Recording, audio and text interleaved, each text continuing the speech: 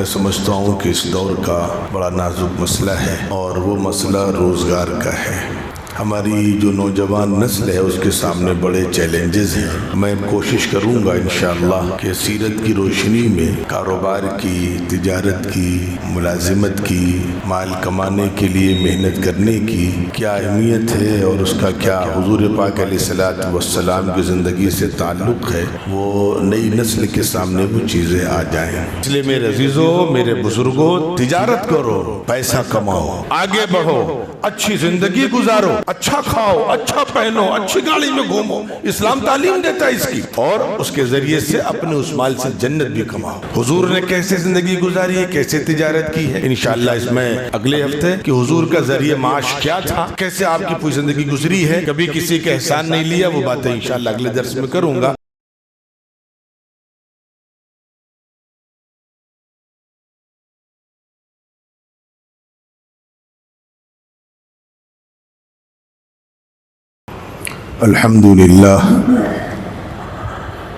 الحمدللہ رب العالمین والصلاة والسلام علی سید المرسلین محمد وآلہ وصحبہ اجمعین ومن تبعہم بإحسان الی یوم الدین، اما بعد۔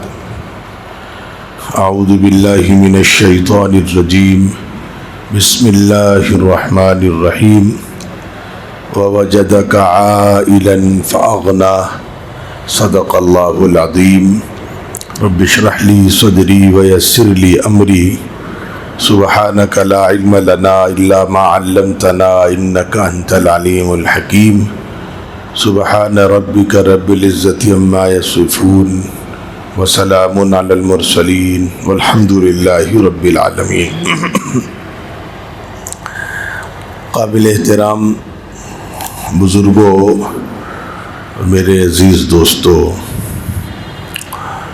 گزشتہ 2 جمعے میں نے حضور پاک علیہ الصلوۃ والسلام کی تعلیمات کی روشنی میں غیر مسلموں کے ساتھ ہمیں کیسا سلوک کرنا چاہیے، ان کے لیے کیا ہدایات ہیں، کیا تعلیمات ہیں، اس حوالے سے اللہ سے دعا مانگ کر کے کچھ گزارشیں رکھی تھیں۔ اب ایک مسئلہ اور ہے جو میں سمجھتا ہوں کہ اس دور کا بڑا نازک مسئلہ ہے، اور وہ مسئلہ روزگار کا ہے۔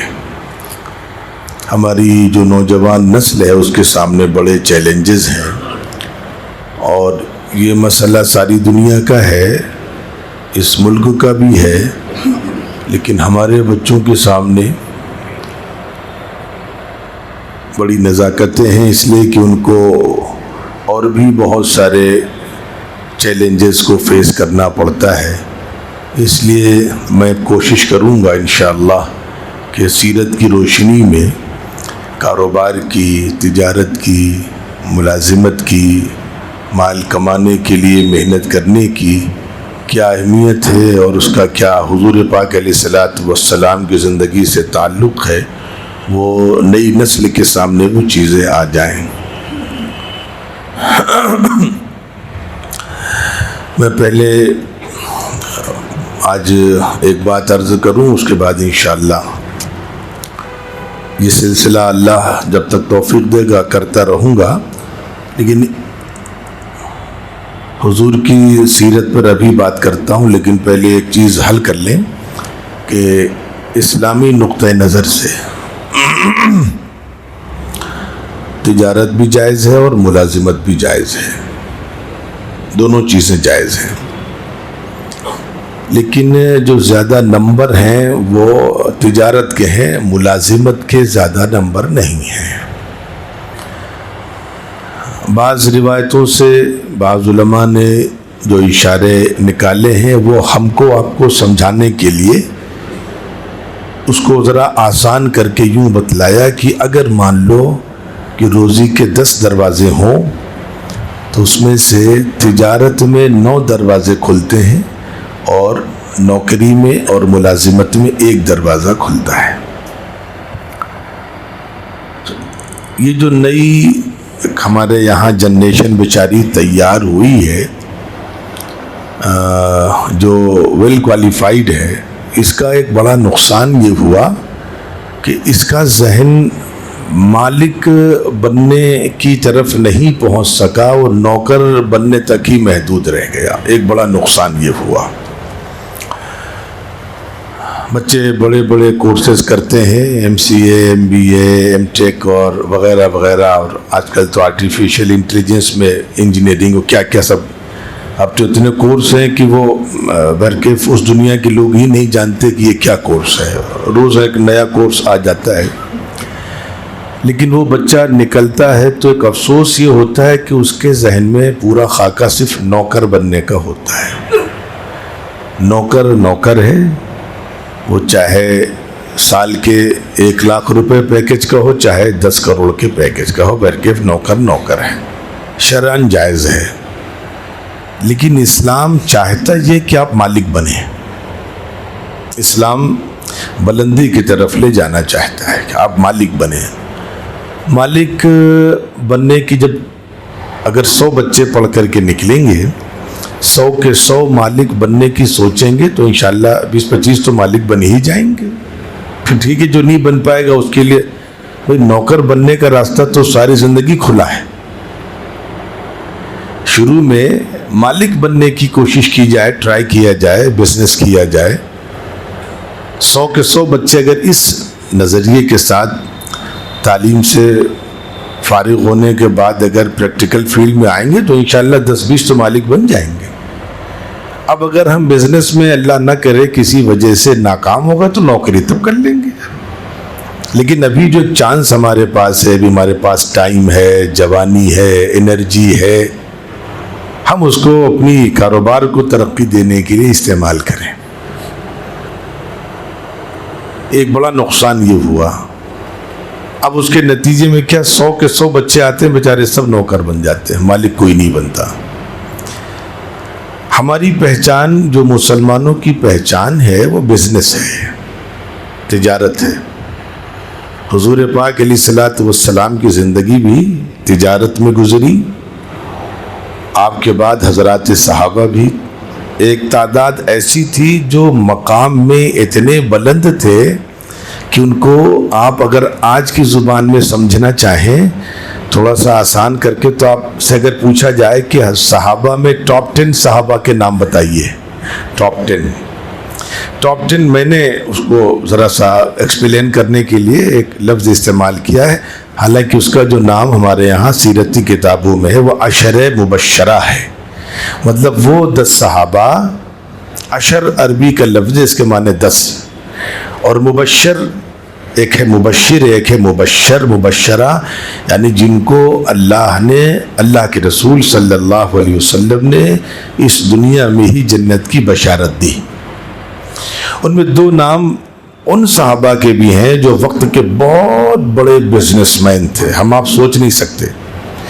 آج کی زبان میں کہا جائے تو وہ صحابہ، اور ان میں ایک صحابی جن کے سلسلے میں آتا ہے کہ ان کی جب وراثت تقسیم کی گئی ہے تو سونے کی اینٹیں ان کے یہاں تھیں، اور اس کو جب یہ کہ بانٹا جا رہا تھا تو وہ کلہاڑی لائی گئی ہے جس سے لکڑیاں کاٹی جاتی تھیں، اس کلہاڑی سے پھر وہ سونے کی اینٹیں کٹی ہیں اور وہ ان کے بچوں میں تقسیم ہوئی ہیں۔ تو اور وہ عشر مبشرہ میں بے پناہ دولت کے مالک اور دین کے کام میں ہمیشہ آگے رہنے والے۔ اللہ کا بھی توفیق دیں گے تو ہم ان کی بات بھی کریں گے، لیکن آج پہلے ہم جس پوائنٹ کو لے کر کے آپ کی خدمت میں حاضر ہوئے وہ یہ مسئلہ ہو جائے کہ بہرکیف ہمارے بچوں کے ذہنوں میں، ان کے مزاج میں مالک بننے کی عادت ہونی چاہیے، مالک بننے کا خواب ہونا چاہیے۔ اس کا ایک فائدہ تو یہ ہوگا کہ وہ انشاءاللہ خود اس مقام تک پہنچیں گے کہ وہاں وہ 100-200 لوگوں کو نوکری دے دیں گے انشاءاللہ۔ اب جو ہماری پہچان تھی تجارت، وہ دنیا کی اس وقت کہا جائے جو سب سے خطرناک دشمن ہے مسلمانوں کی، اس قوم کی پہچان بن گئی ہے یہودیوں کی۔ دنیا کے جو بڑے بڑے بزنس کی انڈسٹریز ہیں، بزنس گروپ ہیں، تجارتی ادارے ہیں، وہ یہودیوں کے ہیں، حالانکہ مسلمانوں کے ہونے چاہیے تھے۔ ہندوستان میں آ جائیے تو یہاں 2 قومیں ہیں ہندوستان میں کہ جن کے سلسلے میں کہا جائے گا کہ میں راجستھان گیا تو راجستھان اتفاق سے عجیب و غریب اسٹیٹ ہے. یعنی یہ میں سمجھتا ہوں ہندوستان کا پہلا ایسا صوبہ ہے کہ ایک طرف اس میں ہریالی ہے اور دوسری طرف ریگستان ہے. راجستھان کا وہ حصہ جو مدھیہ پردیش سے متصل ہے، جہاں سے شروعات ہوتی راجستھان کی، جھالاواڑ اور کیا کیا بولتے ہیں اس کو، یہ تھوڑا سا زرخیز علاقہ کہا جائے گا. لیکن اس کے آگے آپ پہنچے، کوٹا پہنچے، اور کوٹا کے آگے آپ جودھ پور پہنچ جائیے، اور جودھ پور کے آگے وہ جو سرحدی علاقے ہیں، بیکانیر ہے اور جیسلمیر ہے، یہ سب خالص دور دور تک ریگستان. جھالاواڑ کے ہی طرز پر راجستھان میں ایک علاقہ ایسا ہے جہاں کچھ پیدا نہیں ہوتا. جھالاواڑ تو الگ ہے، یہ تو اسی علاقے میں شروعات میں ہی ہے. لیکن یہ جو جیسلمیر اور وہ بیکانیر اور جو ادھر علاقے ہیں جو پاکستان سے متصل ہیں تقریباً، یہاں بڑی کم آبادی اور دور دور تک صرف ریگستان. زمینوں میں کچھ ہوتا ہی نہیں، کچھ نہیں. اب آپ کو میں جو یہ کہانی سنا رہا ہوں اس وجہ سے تاکہ بات سمجھ میں آئے کہ ایک ایسا علاقہ جو نہ زرخیز ہے، ویران ہے، کچھ پیدا نہیں ہوتا ہے، لیکن وہاں کے لوگ مایوس نہیں ہوئے. وہاں کے لوگوں نے ایک ارادہ بنایا کہ ہمیں ہندوستان میں پیسے کی دنیا میں بہت آگے جانا ہے، وسائل نہیں ہیں. اور میں ایک لفظ استعمال کروں تو شاید آپ کو سمجھ میں آئے. میری اپنی سوچ ہے، یہ سوچ میری غلط بھی ہو سکتی ہے، یہ کوئی شرعی بات، میرا اپنا ایک مطالعہ ہے اور وہ مطالعہ میرا غلط بھی ہو سکتا ہے. ہندوستان میں ہمارے ذہنوں میں ایک تصور یہ ہے کہ سب سے زیادہ مالدار جو ایک علاقہ ہے یا کاروباری جو برادری ہے وہ گجراتی برادری ہے غالباً. جہاں تک ہم نے پڑھا یا ہم نے گفتگو میں سنا کہ بزنس میں بہت آگے ہوتے اور یہ حقیقت بھی ہے، اس سے کوئی شک نہیں. لیکن نہیں، میں نے جو اپنا خود پڑھا ہے وہ غلط ہو سکتا ہے. اسٹڈی تو دونوں کی ریسرچ ہے، غلط بھی ہو سکتی ہے. میں جہاں تک جانتا ہوں کہ ایک قوم ایسی ہے ہندوستان میں جو گجراتیوں سے بھی آگے ہے، اور گجرات والے اگر آگے ہوں تو ان کا کمال نہیں ہے. اس کی وجہ یہ ہے کہ ان کے پاس تجارت میں ترقی کے بہت سے راستے ہیں. جیسے تجارت میں ترقی کے لیے جو ایک ریسرچ ہے اس میں یہ کہ جن علاقوں کے پاس سمندر ہوتا ہے وہ علاقے اپنے آپ مالدار ہو جاتے ہیں. سمندر ایک بہت بڑا سورس آف انکم ہے. مچھلیوں کا تو کاروبار ہے ہی، اس کے علاوہ وہاں پر پورٹ ہوتا ہے، سامان آ رہا ہے، جا رہا ہے، جہاز آ رہے ہیں، اتر رہے ہیں. وہاں پر پھر جہازوں کی فیکٹریاں ہیں، وہاں پر ریپیئرنگ کا ایک نظام ہے، اچھی خاصی ملازمتیں ہیں، JCB کا ہے، لوڈنگ ان لوڈنگ کا کام ہے. ہزاروں نوکریاں نکلتی ہیں اور کرائے پر، اور نہ جانے اور اس کے ذریعے سے کتنے اور ذرائع آمدنی کے کھلتے ہیں. تو گجرات کے پاس تو سمندر ہے، تو گجرات کے پاس اگر سمندر ہے، اس سمندر کی وجہ سے گجراتی اگر آگے ہیں تو کوئی بات نہیں.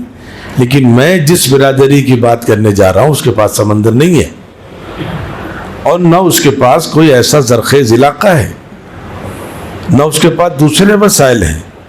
گجرات پھر ترقی اگر کر رہا ہے تو آپ کبھی احمد آباد سے اگر چلیں بامبے کے لیے تو احمد آباد سے سورت ہوتے ہوئے بامبے پہنچیں گے.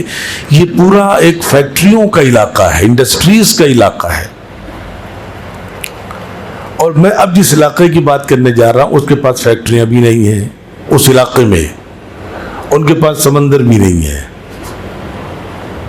اب میں آ جاؤں آپ کو جلدی سے بتاؤں. جیسے ہر اسٹیٹ میں ایک ایک علاقے ان کو الگ الگ نام دے دیا جاتا ہے. ہمارے ایسے کہ ایک علاقہ اس کو پوروانچل کہہ دیا، بہار میں کسی ایک چھوٹے سے علاقے کو سیمانچل کہہ دیا، وغیرہ وغیرہ. ایسے ہی وہاں پر ایک علاقہ ہے جو صرف ریگستان ہے، اس کو مارواڑ کہتے ہیں. وہاں کے لوگوں نے بتائی، یہ میں وہاں جب گیا تو لوگوں نے سب بتایا کہ یہ علاقہ جس کو مارواڑ کہتے ہیں، اس میں 2-3 ڈسٹرکٹ آتے ہیں اور یہ بالکل ریگستان ہے. لیکن دیکھیے ہمارے پاس قرآن ہے اور حضور کی زندگی ہے. ہم پھر بھی ذرا میں نروس ہو جاتے ہیں اور اپنے لیے کوئی راستہ نہیں تلاش کرتے. مارواڑیوں کے پاس نہ سمندر، मारवाड़ में न इंडस्ट्रीज़, न कारखाने, न फैक्ट्रीज़, अब भले ही कुछ खुल गई हों और वहाँ पर सिर्फ रेगिस्तान, लेकिन आज हिंदुस्तान की बहैसियत मजमुई जो कौम सबसे ज़्यादा तिजारत में आगे वो मारवाड़ी है। तो जो पहचान हमारी थी, मुसलमानों की पहचान थी, वो पहचान किसी दूसरी कौम की बन गई। तिजारत का मतलब हो गए या तो गुजराती होंगे या मारवाड़ी होंगे या और दूसरी बिरादरियां हैं, लेकिन मुसलमान का कहीं से उसमें कभी धोखे से भी नहीं नामता कि अच्छा मुसलमान भी बिजनेस में आगे होगा। ये अपनी जगह मुसल्लम है कि हमें तोड़ने की, पीछे करने की, दबाने की कोशिश है, ठीक है, वो अपनी जगह है। लेकिन एक ताजिर जो अक्लमंद होता है, वो मेहनत करता है, अल्लाह की ज़ात से दुआएं करता है, तो अगर एक रास्ता उसको बंद होता है, दूसरा रास्ता पहले से बना लेता है। आप कैसे ताजिर हैं, मेरे समझ में नहीं आ रहा है। जब आपको मालूम है कि मुल्क इस रुख पर जा रहा है, इस अंदाज का माहौल बन रहा है, आज तो बना नहीं, 20 साल से बनना है, तो आपको पहले से तैयारी कर लेनी चाहिए थी। नोकिया कंपनी जब बिकी है तो उसका मालिक रो रहा था बेचारा।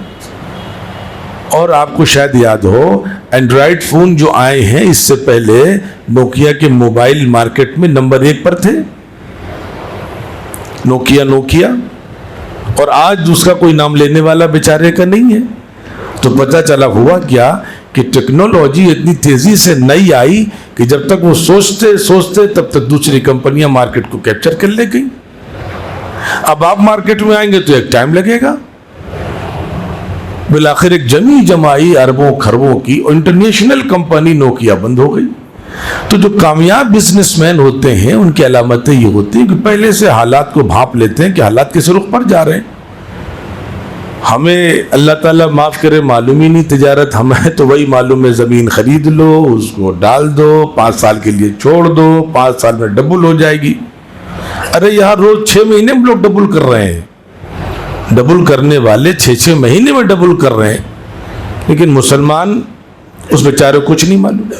आपको शायद मालूम हो कि अभी इस वक्त, अभी शायद ये मैं नाम भूल रहा हूँ, उसके लिए आप ज़रा सा मुझे माफ़ करेंगे, शायद 6 महीने पहले या साल भर पहले एक डील बिजनेस की हुई है। एक नाम आजकल आप सुन रहे होंगे, एलन मस्क का, ये फेसबुक का और एक्स उसका हैंडल का किस का मालिक है ये। तो सबसे महंगी जो चीज़ बिकी है अभी, उसकी कोई जाहिरी शक्ल नहीं है। दुनिया इतनी तेज़ी से, यानी हज़ारों, यूँ समझिए कितने बिलियन डॉलर में उसने जो सामान ख़रीदा है, उसकी कोई जाहिरी शक्ल नहीं कि अच्छा ये बंगला ख़रीदा है, अच्छा ये पूरा मुल्क ख़रीदा है, ना। वो जो उसने ख़रीदा है वो एक डेटा है जो उसने ख़रीदा है, बिलियन डॉलर में डेटा ख़रीदा, उसकी कोई जाहिरी शक्ल नहीं है। उसमें कुछ लोगों के, बड़ी बड़ी कंपनीज़ के, लाखों लोगों के, मुलाजिमीन के और मालिकान के डेटाज हैं, वो बिका है, बिलियन डॉलर में बिका है। तो हम तो न पढ़ते हैं न सीरत को देखते हैं कि कितनी तेज़ी से दुनिया तब्दील हो रही है। अगर हम वाकतन इस दुनिया में रहना चाहते हैं तो हमें अपने आप को चेंज करना पड़ेगा। बिजनेस मॉड्यूल क्यों आजकल जो लोग नहीं चेंज करेंगे बंद हो जाएंगे। मैंने कितने ताजिरों को मशवरा दिया कि देखो भाई, मैं खुद ताजिर नहीं हूँ, अलबत्ता मैं ताजिर ख़ानदान से ज़रूर रहा हूँ।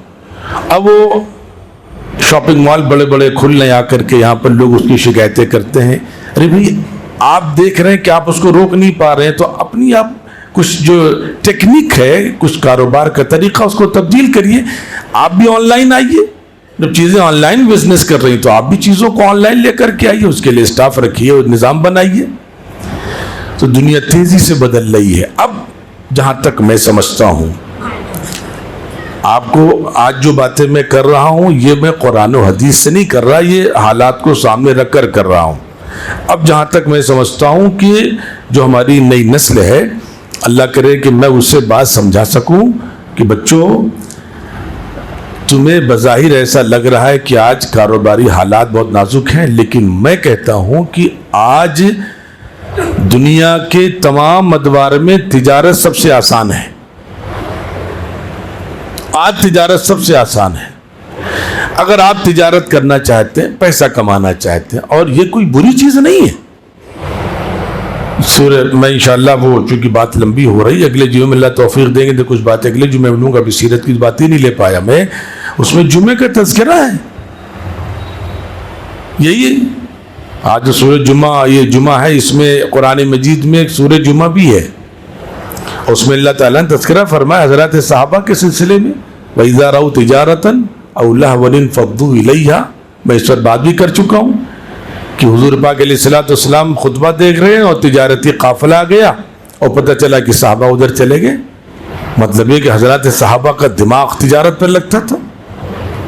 قرآن مجید ہے تو یہاں تک بزنس کی اجازت دی، یہاں تک دی قرآن مجید نے کہ حضور موجود ہیں. حج کا زمانہ آ گیا، کچھ صحابہ کے دماغ میں خیال آیا کہ حج کرنے چل لیں. کہاں؟ مدینے سے مکے. تو ایسا کرتے ہیں مکے میں جن چیزوں کی اس وقت ڈیمانڈ ہوگی وہ چیزیں لے لیتے ہیں، یہاں سے مکے میں فروخت کر دیں گے، بزنس بھی ہو جائے گا اور حج بھی ہو جائے گا. یہ کچھ صحابہ کے دل میں یہ چیزیں آئیں. انہوں نے کچھ صحابہ سے اس کا ذکر کر دیا کہ بزنس بھی کر لیتے ہیں، سفر کا خرچہ آسان ہو جائے گا. کچھ صحابہ جو بہت اعلیٰ درجے کے تقوی والے تھے انہوں نے کہا کہ نہیں، حج میں تجارت کو نہیں ملائیں گے. حج خالص حج ہوگا، بزنس کو تجارت اور حج ضم نہیں کریں گے. اب آپ دیکھیے حج جیسی عظیم عبادت، صحابہ کے دل میں خیال آ رہا ہے کہ چلو بزنس کر لیں گے. کچھ صحابہ نے کہا کہ نہیں ٹھیک نہیں ہے، اور بات حضور تک پہنچی. اللہ نے آسمان سے قرآن مجید میں حکم نازل فرمایا اور اس حکم میں پوری اجازت دی کہ حج میں جا رہے ہو تو تجارت کر سکتے ہو. اور قرآن مجید نے جو لفظ استعمال فرمایا، جیسے ایک لفظ گناہ، ایک لفظ حرج. قرآن نے کہا لیس علیکم جناح ان تبتغوا فضلا من ربکم. یہ حج کی جہاں پر احکامات وہاں پر آیت ہے کہ تم پر کوئی حرج نہیں ہے کہ تم اس حج کے سفر میں کچھ تجارت بھی، مال بھی کما سکو، کوئی حرج نہیں ہے. حرج کی بات کہی قرآن نے. تو یہاں تک قرآن نے تجارت کو فروغ دیا. لیکن مسلمان، تو میں گھر کے بچوں سے کہہ رہا ہوں کہ جتنا پہلے تھا دور میں مشکل تجارت کی دکان، آج کی تجارت بغیر دکان کے ہوگی. آپ کے پاس دکان نہیں، کوئی بات نہیں. آپ کا گھر ہے، ٹھیک ہے، اپنے بیڈ روم سے تجارت کریے. آپ کچھ نہ کریے، 50,000 روپے خرچ کر سکتے ہیں. ایک بہترین انٹرنیٹ کا کنیکشن لے لیجئے، ایک لیپ ٹاپ لے لیجئے، اور 3 مہینے 6 مہینے کا کہیں e business, digital business course کر لیجئے. وہیں بیٹھے بیٹھے چائنا سے سامان خریدیے، جاپان میں بھیجیے، کوریا سے خریدیے، ہندوستان میں بیچیے. نہ سامان میں پیسہ لگ رہا نہ کچھ، بیچ میں آپ کا حصہ آ رہا ہے. اور لاکھوں بچے کر رہے ہیں یہ کام. تو جتنا بزنس آج سے 10 سال پہلے مشکل تھا، آج گرچہ کمپٹیشن بہت بڑھ گیا ہے، لیکن آج بزنس آسان بھی ہو گیا ہے. کہ کبھی ایسا دور نہیں تھا کہ بغیر دکان کی بزنس کیا جائے. آج ایسا دور ہے کہ آپ بغیر دکان کی بزنس کر سکتے ہیں. صلاحیت ہونی چاہیے. وہ کورس آپ سیکھ لیں. اور جن لوگوں نے کورس سیکھ کر کے کام شروع کیا، میں تو نہیں جانتا، وہ کمپیوٹر کے جو بچے آپ ان سے پوچھیں، وہ کہہ رہے مولانا پہلے 10-15 ہزار مہینے میں پیدا ہوتے تو 50-60 ہزار نکال لیتے ہم لوگ ماشاءاللہ ایک مہینے میں. 10-20-50 ہزار روپے لگا کر کے 50 ہزار مہینے میں کون سا بزنس ہم کو دے دے گا؟ 10 لاکھ روپے لگا کر کے تو 50 ہزار نہیں مل رہے. تو مینٹیلٹی کا فرق ہے. ہمارے یہاں دوسری ایک بڑی مصیبت یہ ہے، اللہ تعالیٰ حفاظت فرمائے، کہ اب وہی میں نے کہا کہ سیکھنے کی بات ہے. جو لوگ بیچارے ریٹائرڈ ہونے لگتے ہیں، اچھی چیزیں سوچنا چاہیے. ان کے ذہن میں ایک خاکہ کیا ہے کہ کہیں کوئی زمین لے لیں، اس پر 4 فلیٹ بنوا دیں اور اس کا کرایہ آئے گا تاکہ ریٹائرمنٹ کے بعد ہم اس کے کرائے سے زندگی گزر بسر کریں گے. جائز ہے؟ ناجائز نہیں ہے. لیکن کرایہ داری کو اسلام نے وہ مقام نہیں دیا ہے جو تجارت کو دیا ہے. آخر کیوں؟ 60 साल की उम्र में गवर्नमेंट रिटायर करती है ना, अल्लाह ताला थोड़ी रिटायर करते हैं। क्यों 60 साल की उम्र में बिजनेस नहीं कर सकते? अब मारवाड़ियों को देखिए आप, जहां से मैंने आपको मिसाल दी थी, उनके यहाँ 80 साल का बूढ़ा हो जाए, उसका जितना भी कुछ कंट्रीब्यूशन हो सकता है कुछ नहीं कर सकता, तो खाली दुकान के काउंटर पर बैठा हुआ है, सिर्फ दुकान पर बैठ रहा जाकर के बच्चों के साथ। हम कारोबार में इसलिए पीछे हैं कि हमारे यहाँ इसके बरक्स क्या है कि हम रिटायर्ड हुए तो घर में बैठ गए, या तो किराया खा रहे हैं या घर में बैठ गए। बल्कि एक और मुसीबत हमारे यहाँ ये है कि अगर एक दुकान थी, मेरी 50 साल की 55 साल की उम्र हो रही है, अब बच्चे अगर दुकान को संभालने लगे तो हम घर बैठे हैं। क्यों घर बैठे हो भाई, तुम और बिजनेस करो, किसने मना किया? हुजूर ने तो यहां तक कहा है कि अगर तुमको पता चल जाए कि मेरी मौत आ रही है, लेकिन इतना वक्त है कि मैं इसमें एक दरख्त लगा सकता हूं, तो लगाओ, घर न बैठो, करो ये काम। अभी से घर में बैठ गए। वहां औरतें घर में काम कर रही, बूढ़े काम कर रहे हैं, बच्चे काम कर रहे हैं, ऑनलाइन कर रहे हैं, और दूसरे इलाकों से आकर के हमारे शहर में हमसे आगे निकल रहे हैं, और हम खाली बैठ करके हुकूमत को कोस रहे हैं। मैं कश्मीर जब गया तो वहां पर तिब्बत का एक हमारा दोस्त, उसका होटल तिब्बत मुहाजिर है, उसने कहा कि आज कश्मीर का लाल चौक है, बड़ी मशहूर जगह, उसने कहा मेरे भाई का होटल है, मैं फोन कर रहा हूँ, आप तुम वहीं स्टे करोगे। हम 2-3 लोग थे। तिब्बत का आदमी, चाइना ने तिब्बत में कंट्रोल किया, वो बेचारे भागकर हिंदुस्तान आए, हिंदुस्तान ने उन्हें शहरियत दी, पनाह दी, उसमें 10-12% मुसलमान, बाकी बड़ी तादाद बुद्धिस्टों की। उस मुसलमान ने मेहनत की, यहाँ पर मेहनत की, करते करते अल्लाह ने इस लायक बनाया कि उसने कश्मीर के लाल चौक में होटल खरीदा और वहाँ कश्मीरी नौकरी कर रहे हैं। अब उस कश्मीरी को मालूम नहीं था कि हमारे दोस्त के भाई का होटल है। जब सुबह आया तो हमने कहा ये नहीं है, वो बुराई कर रहा मालिक की। तो मैं दिल में कह रहा हूं तुम्हारी गलती, तुमने मेहनत क्यों नहीं की? बाहर का आदमी आकर के यहां पर इतना बड़ा कैसे बन गया? तुम तो यहीं के रहने वाले थे, तुम क्यों नहीं वहां तक पहुंच सके? इसलिए मेरे अजीजों, मेरे बुजुर्गों, तिजारत करो, पैसा कमाओ, आगे बढ़ो, अच्छी जिंदगी गुजारो, अच्छा खाओ, अच्छा पहनो, अच्छी गाड़ी में घूमो। इस्लाम तालीम देता है इसकी, और उसके जरिए से अपने उस माल से जन्नत भी कमाओ। हुजूर ने कैसे जिंदगी गुजारी है, कैसे तिजारत की है, इंशाअल्लाह इसमें अगले हफ्ते कि हुजूर का जरिए माश क्या था, कैसे आपकी पूरी जिंदगी गुजरी है, कभी किसी का एहसान नहीं लिया, वो बातें इंशाअल्लाह अगले दर्स में करूंगा। अल्लाह करे कि जो बातें कही गई उस पर अल्लाह अमल की तौफीक दे। अस्सलामु अलैकुम व रहमतुल्लाहि व बरकातुहू।